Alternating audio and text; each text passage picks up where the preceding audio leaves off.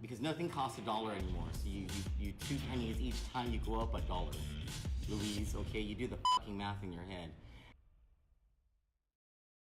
Hi. It's been a few days. Well, we took a little break for our mental health. Been working every day. And then it was Easter, so we kind of figured maybe you didn't want to hear my big mouth over the Easter break. Maybe Jesus just needed a break from my big mouth. And so he is risen now, and so have I. So we are now 41 days brining. Should be 41 nights, actually, because 41 nights ago, a guy named Jim Herbert, past chairman of the Guam Chamber of Commerce, got drunk as no one's business. And, well, drunk as Christine Calvo. Got Christine Calvo drunk at the Guam Hotel and Restaurant Association charity gala 41 nights ago. He ran his happy ass into the Akansa Mall, reversed real fast, ran into a bus stop that had a guy in it. That guy had to be treated for injuries. Didn't make the Pacific Daily News at all. Why? Because this guy is a good friend of the PDN's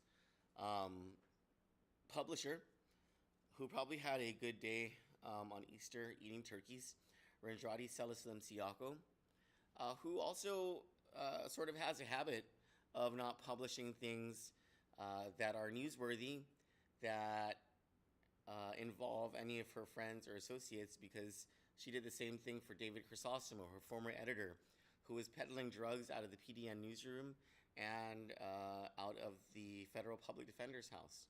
It's something that we're going to continue to bring up until the PDN does something about its lack of ethics. And I mean, people can say all they want about this show, that we cuss or that we make fun of people, but we're not lying. We're not hiding anything. And as far as journalism goes, sure, art, expression is an art, but as long as we're getting the truth out and we're being honest about things, like, is Joanne Brown not fat? See, that's the truth. Joanne Brown is fat. Does Joanne Brown not look like a man? Joanne Brown looks like a fucking man, okay? Does Judge Frances Tydenko Gatewood not look like she eats double-wide turkeys on every Sunday? She sure as hell does. Wishbone and everything. So we're going to keep our style so long as what we're bringing you is the truth. We feel that we can hold organizations like the PDN accountable for their lack of ethics and their failure to be truthful with the public. So, first things first, Jim Herbert, past chairman of the Guam Chamber of Commerce, belongs to an organization that could give a flying fuck about the rest of us. And here's why. A few days ago, Johnny Rosario brought you the story in an exclusive interview that we had with Kathy Castro, the president of the Guam Chamber of Commerce, where we asked Kathy Castro, will the Guam Chamber of Commerce file a friend of the court briefing in Matson Navigation's case against the U.S. Department of Transportation in district court, where essentially Matson is suing Department of Transportation to get rid of Matson's only competition here on the island, APL Shipping Lines. Now, the reason that is so significant to all of us is prior to APL's presence on Guam as Matson's only competition, Matson was a monopoly and God set their prices at like up here. Now, in their filings in federal court, one of the things that they complain about is the reason that the court should grant their their complaint to get rid of APL is that since APL's entry into the market, APL has been able to offer significantly lower rates. Um, that sounds to me, and it's just in plain English, that Matson is complaining about not being able to raise their rates on us. And it's kind of ironic because yesterday, and we believe this is the result of this story that we're pushing. Yesterday, Matson, there was a story in the PDN of all places, and the Post, because Matson is an advertiser with them. There's this wonderful story about how Matson is donating $357,000 to all these charities. A drop in the fucking bucket. A drop in the bucket compared to the profits they've made, not only off of Guam, but also the CNMI, the rest of Micronesia, and Hawaii. And what they're suing in district court for is not just a monopoly here on Guam, but a monopoly in the CNMI and the rest of Micronesia, and a stronger foothold in Hawaii because everything goes through Hawaii. If Matson wins this case, we're all screwed because they will have the opportunity through a monopoly to set shipping prices. And what would they care? What would they care whether we can afford it? They won't. They won't give two shits because what they really care about is their bottom line, their profits. And so we asked the Chamber of Commerce this. We asked them, will you file a friend of the court brief or an amicus brief on the side of the U.S. Department of Transportation, effectively on the side of APL? And Kathy Castro danced around this question, danced around the other questions that we asked regarding this lawsuit. Says, oh, Matson and APL, they're both members of the chamber, and we just don't like to get involved. And specifically on the amicus brief question, they said no, they will not file an amicus brief. And it bothers us here at Candid so much because this it's called the Guam Chamber of Commerce. It's not called the Matson Chamber of Commerce. It's called the Guam Chamber of Commerce, and one of their goals is to help small businesses network and to promote business on this island. And you would think that an organization that doesn't like the government being involved in the market would be completely against a large corporation going to a district court, to a government entity, district court, not even on Guam, but in Washington, D.C., to make a decision about the market that would have such lasting and strong effects on the market, like Matson wants to do. But they're not going to get involved, and it makes us wonder why. Well, I mean, it's the obvious thing. It's not a chamber of commerce. It really isn't. It's just a band of large corporations and like hobnobby snobs who are just in it for themselves.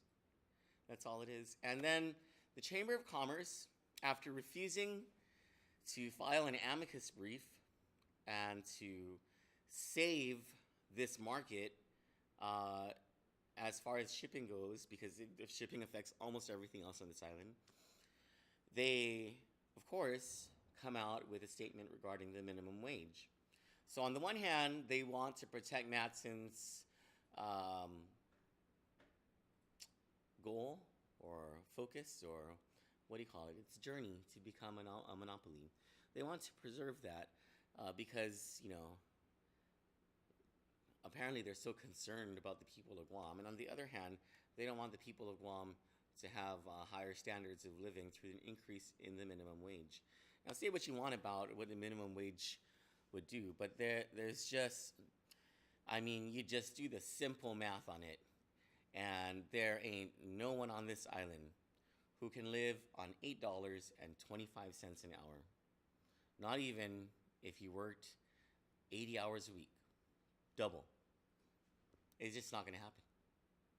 So Senator Joseph Augustine wants to increase the minimum wage to $9.25 an hour. There are even some senators who want to amend that proposal and bring it up to $10. I believe I heard Senator Therese Terlahi in session today trying to make that amendment. And she was, I think Senator Regine Lee was the one who opposed it, but not because she opposed the idea. It's just something about a public hearing and blah blah blah blah blah.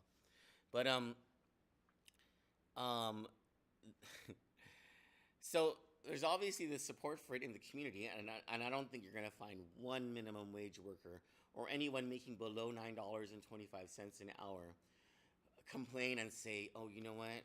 That's not a good idea because I shouldn't be making more money slaving away for this giant corporation that I work for." It's just not. That's ridiculous. And you're not gonna find anyone who's gonna be able to do the math for you that would show that $8.25 an hour is going to help a single mother or a single father or a family of four or whatever to make it in life. You won't even find someone to do the math that will show you that a single person with no children will be able to make it on $8.25 an hour. Maybe not even $9.25 an hour, but at least it's a jump. Yet the Chamber of Commerce feels so strongly that the minimum wage should not go up because of market forces. Let the market handle this. And on the other hand, they're telling us, you know what? If Mattson wants to kick out APL, not by the market, but by the government, that's their fight. Let them do it. It doesn't make any sense. They're not like one, like they're singing different tunes over the chamber. What do they call it? It's like they're, I used to call Judy Wampat this all the time. They're duplicitous, you know? Two heads speaking from the same body. It's just bullshit. So anyway, I want to move on to a different subject. I'm going to play a video that many of you have already seen. It first went up on Mariana's Dirty Laundry. And can we cut to my screen, Chalu? And then I want to comment on it afterward. Ready? Does the mic need to be near it? But you're slithering most. I'm just learning your Visayan language. Your Visayan language is all over your fucking brother. Why? Because we're standing against you. My grandma's right behind you, fucking traitor. Fucking traitor. Grandma fucking bite that bitch. Stop it. Found the trail. You're possessed by somebody. Who are you? I'm the Pualani of Guam. I'm the last of the Pierce bloodline. Tip to toe. I'm a fucking walking mermaid, bitch. You better know what's up. It's a fucking sky, bitch. Look up at the sky. That's God. You don't appreciate God? Because that's Apollo's Creed, October 12th. Stop. Lucky thing. I'm a fucking blessing, blood. I'll fucking make it rain on your ass. That's what all I see is fucking falling stars. That's how we won all fucking 50 states. Stop it already. I'm the tip of the spear. You're lucky someone's gonna shank you and drink your blood. That's what we do, blood. Stop, Nelly. What? Bitch. Better know who stands behind me, but who's in your garden? Who put me in? Yeah. Stop it. They killed my Nino, huh? Who's your Nino? The guy you're talking to. Who? What do you mean, who? You showed me to him and then you wired my cameras. What? Actually, they're fucking cameras now. I am telling the truth. Who is your Nino? I don't even know your Nino. Nelly. Yo, stop. I'm fucking telling the truth, you fucking liar. You think I scared me? I'll kick that shit down. You want to see a Spartan kick, bitch? From a mermaid? Huh? Stop. Stop Say it. you're sorry then. Kiss my fucking foot. Hurry up before I take your bite. Wait, that's in a hulu na I'm finna book of you. You better not touch me, bitch. You wanna see who's mine? Huh? You wanna know who's gonna stand next to me? Who? Stop. Stop. We're both gonna drink your blood. Cause we can. You took two of my little sisters. You jealous, bitch? You got fucked. Jealous of what? You got fucked to my name, Shotty? You got fucked to my name? Oh my God. Cause you fucking, they slammed me to my name? That's called rodeo, bitch. You're a game. See a name, you get fucked to my, how long do you last? How long does Shotty bust? How much you get busted for? Huh? Remember Maria? Her mom is one of me too. The last fucking sirens. You You put my daughter in jail. You don't even have kids. Yeah, so I don't have mercy. I don't have knowledge on mercy of children. But that is my fucking retired Marine. I want regardless because I have to find something to do. You locked me in here to drain my fucking beauty. That's my retired Marine. We don't fucking believe in that shit. There's no law. Stop it, Nelly. There's no law. Stop it. He knows I'm a fucking sweetheart.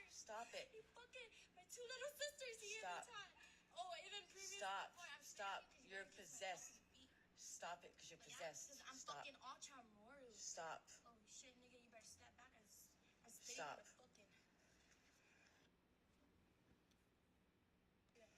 But you're slithering most. Now, okay, I'm just letting so okay, we can go back to me, to the camera.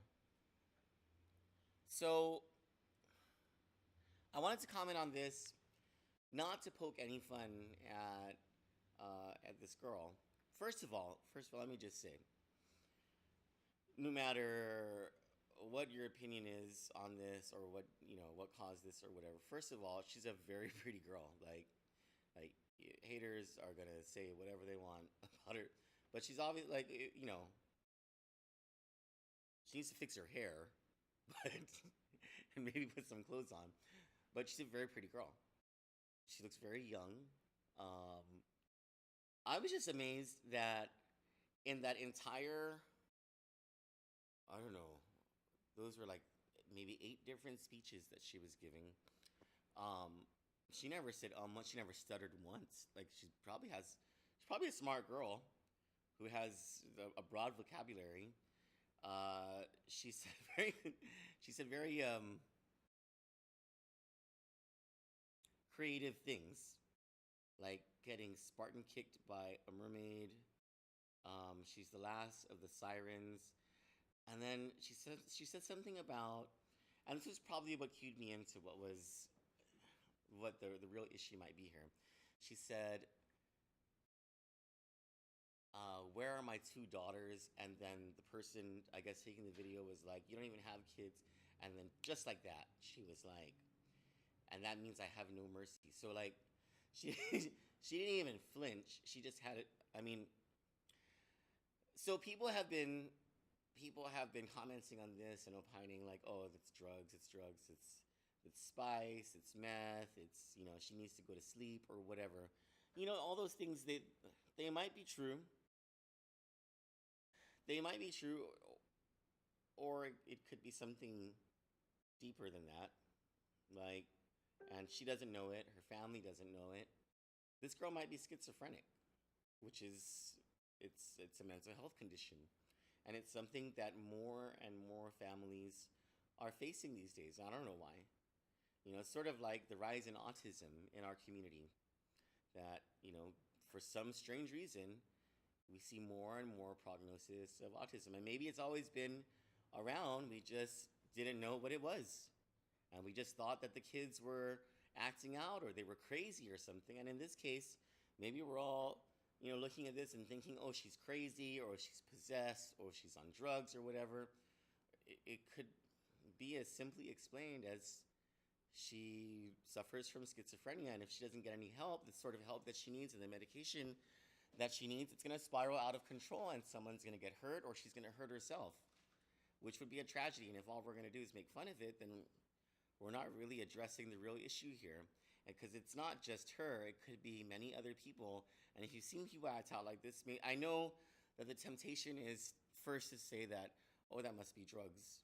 And I'm not saying that she's not on drugs either, because from my understanding of schizophrenia, um, the onset of it comes in like your early 20s. I don't know why. And you have these episodes because something triggers it. So, if this girl is a meth user, let's say, and she's been a meth user since her teens or whatever, but she never had an outburst. She never had like an outburst like this. When all of a sudden she does, it's because the onset of schizophrenia happened at a certain age. And when it happened, the episode was triggered when she put the pipe in her mouth and she took the drug. And so that triggered it, like it caused an episode. It's not an uncommon thing. I mean, it's something that's people who suffer from schizophrenia understand exactly what this is. And it's not like you can go to the doctor when you're a 12-year-old and like the doctor can say, "Oh, you have schizophrenia." It's something like this has to happen in order for well, hopefully, in order for someone to go to the doctor and say, I think something is wrong with me, or I think there's something very different about me that I want to get checked out. And hopefully, this girl's family is helping her to check that out because it could be what it is. I know maybe it is more simple than that. Maybe it is that she needs to go to sleep or something, or it was a spice thing. And well, everyone just now that marijuana is legal, can we all go back to? Can we just never mind that whole spice thing? Because that shit makes people go crazy. Okay, synthetic marijuana is stupid when marijuana itself is legal. So, aside from that, I mean, if anybody knows this girl, if anybody knows this girl, I think it really behooves you to convince her family, convince her to seek some treatment and see if what caused that wasn't necessarily drugs or the need to sleep or whatever, but was something else that they will have for the rest of their lives. Schizophrenia will need treatment. And maybe it's some other mental health disorder. I don't know. But she obviously, I mean, unless she's a very, very good actor, unless she is able to conjure, I don't know how many different. There was speaking in tongues. There was speaking in Chamorro. There was going from uh, the spouse of a Marine to a mother to someone without children who had mercy. There were like 5, 6 different people speaking through that girl. That's I don't know. I think it's schizophrenia, but I'm not a doctor. Uh, and, and no, I'm not laughing about her. I'm laughing about my next subject. And according to doctors, well, according to one doctor, our acting chief of police, um, well, if you listen to media reports, you would think our acting chief of police is a nutcase. But if you listen very closely to what Dr. Andrea Lighthizer has said about her report on acting chief of police Steve Ignacio, you'll understand that what she is saying is that because of his physical fitness, she believes that he might not be capable of performing his duties as the chief of police mentally. Now, I am holding my sweater above my stomach to cover my fatness because I'm going to talk about being fat. Now, okay, so our acting chief of police is a little overweight, all right? and, and, and so am I. So I am going to take his side here for a second because I know what it's like to be a fat boy. And I actually wasn't going to do a show tonight because I was so freaking tired. And I don't know if I look tired, but there's no reason why I should be tired because it's not like I did an extraordinary amount of work today. But I've gained some weight, and so I got tired. You know, like the stress of the job will sometimes take you down. That's what Dr. Andrea Lighthizer was saying about Captain Steve Ignacio. Now, I don't know about you, and I hope that you'll adopt the opinion that I have, and I hope it already is your opinion. But I would much rather have someone with the pedigree and the integrity of Captain Steve Ignacio as the chief of police, leading the top law enforcement agency of our island, than an asshole and a philanderer and an unethical criminal like J.I. Cruz. Yeah, because J.I. Cruz may have been physically fit and maybe physically fit to the point where it would not have affected his mental faculties. But I think that that guy was fucking. He's just disturbing as a character. And I know this because I used to work with him. He was the chief of police when I was senior advisor to the governor, the previous governor. J.I. Cruz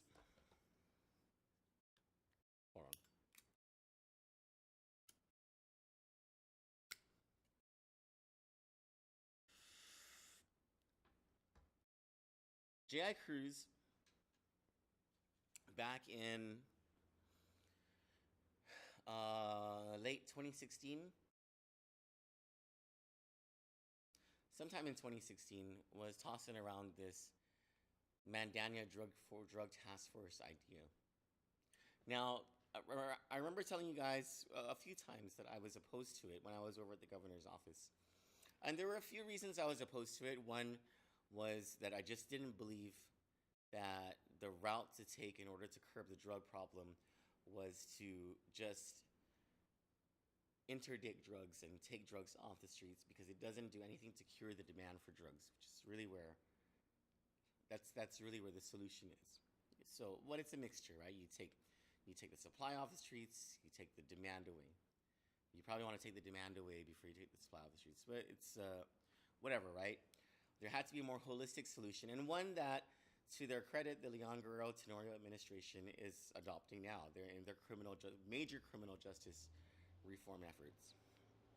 But back then, I was like, I had my own ideas for how to address the drug situation, and because the lieutenant governor had an upcoming election, and because Governor Eddie Calvo was getting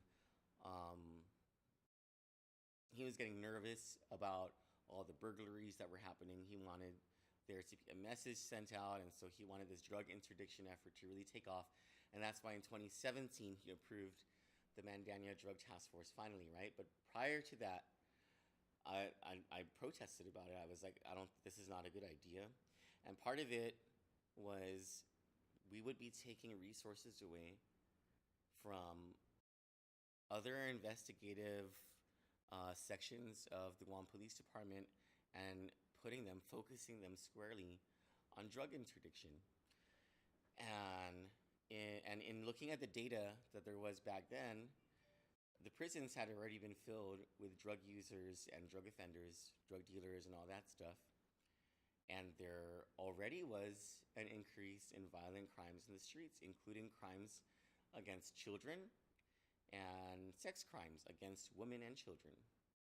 And so one of my biggest protests was, if we focus all of these police efforts and resources into drug interdiction, then there's no longer going to be a focus on solving sex crimes. And so what we'd be doing is putting drug peddlers in our prisons and leaving sex criminals on the streets. And tell me, honestly, if you were really to have an honest conversation about this in your mind, which one is worse? Because I would, if it was a choice, I would choose to lock away or execute a sex criminal over a drug peddler any day. Because what does a drug peddler really do besides hurt themselves? Now, if they were involved in like a robbery because they needed to get their fix or whatever, then fine, put them away for the robbery. But a sex criminal, someone who rapes women or children, they're not going to stop. There's no reason that they should be out in this community.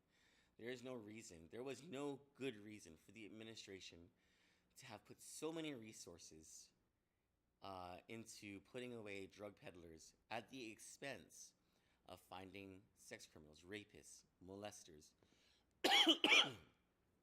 So when you think about that,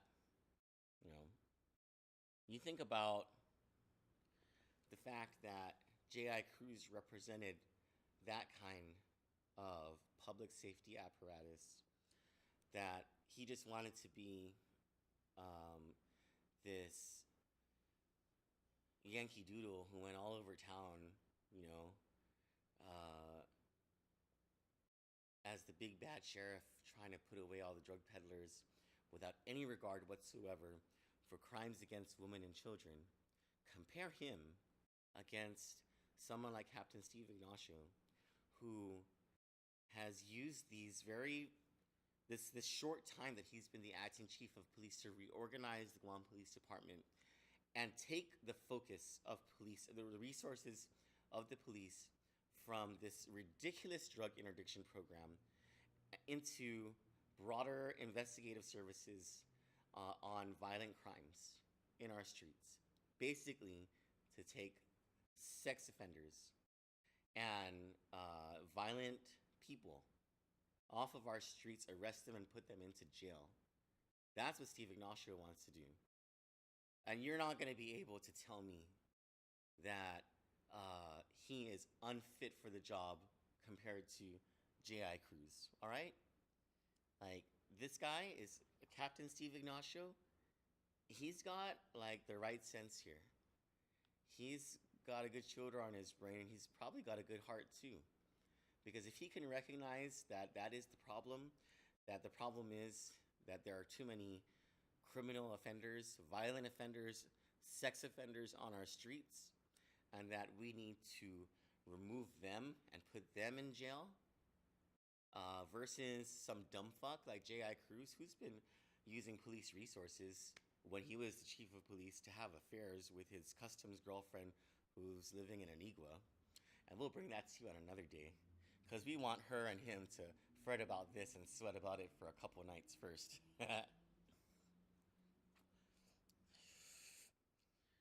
This guy, Steve Ignacio, is the real deal. And the Post is full of shit.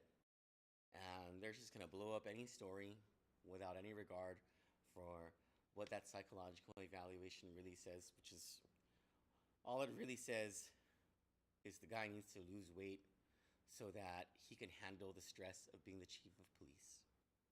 That's all it really says. And as a fat boy, I am going to stand in solidarity with Steve Ignacio because I know what it's like. I know what it's like to fight that fucking battle every day and to be stressed out because I'm too fat. I need to lose weight. But, and let's not forget that even though J.I. Cruz is gone from the police department, it's not like the others, his managers, are gone. They're still there lurking. This entire thing, we have it on good authority that the person who leaked Captain Steve Ignacio's psychological examination, which should not have been leaked, was Major Fred Chargaloff, the guy who, I don't know if he's been demoted, but he should be, because he's an asshole and he's corrupt. And he was the person who oversaw the Mandania Drug Task Force. He was Santo and Steve Munoz's boss in the Criminal Investigation Division. He stands to lose a lot of power under Captain Steve Ignacio because Captain Steve Ignacio, or the chief of police, is reorganizing GPD. And the jig is up for people like Major Fred Chargaloff, who've built their kingdoms and have amassed so much power in this war on drugs that has been a complete failure, except for them, except for those officers who have benefited so much from that stupid war that they fought alongside with Ray Tenorio and Eddie Calvo. So,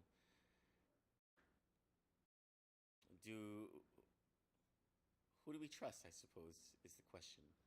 In making a comparison between J.I. Cruz and Steve Ignacio, I would take Steve Ignacio any day of the week. Because I don't think, maybe we can joke around about, maybe we can call him Old Crazy Pants or something, and then, just make fun of this thing for a long time. But I'll tell you, that guy is a man of integrity. And someone who we should be proud is the chief of police, and we should expect great things from. Because even before his confirmation hearing, he'd been taking bold steps to reform the Guam Police Department. And rather than trying to tear him down, because he really has done nothing wrong,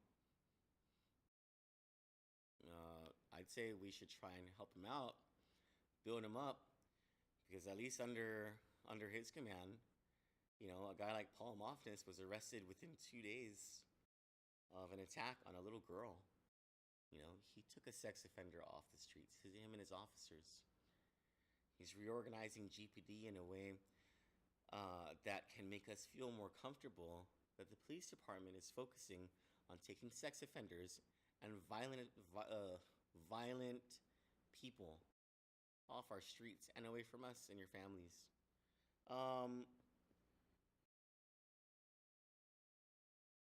Oh, that's all I really had tonight. It's a short thing. I'm very tired. I just want to go home. But we'll be back tomorrow. We have much more to talk about. We put out questions to the members of the legislature regarding this Palm Office issue and the parole board issue. Oh, that whole thing on the parole board. That guy Tom Van Ingen, who said, what a dumb fuck, who said, I think his excuse for granting parole to Paul Moffness was he didn't tell us that he has a sex addiction. What? Do you think he was gonna volunteer that? Hey, parole board members, just in case you didn't know, I have a sex addiction with children. I'm a fiend. And even though I'm asking you for parole, I just wanted you to know this. Because I'm an honest guy. You're such a dumb fuck, Tom Van Ingen. What the fuck kind of dumb shit is that? Huh? Come up with a better fucking excuse, okay? And that you're saying that you didn't know, you're a liar.